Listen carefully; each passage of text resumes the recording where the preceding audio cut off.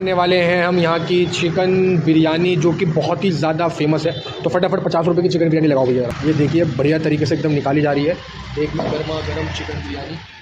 और ये हमारी बिरयानी हो चुकी है रेडी। ये क्या है, बट बोटी एक ही डालना बस आपसे, बस डाल दो थोड़ा चावल डाल दो, चावल डाल दीजिए इसको फटाफट।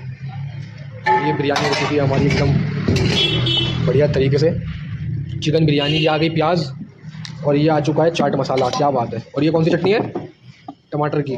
लाओ फटाफट, बस कमी दो, इतनी सारी कम करो उसको, चटनी को कम करो।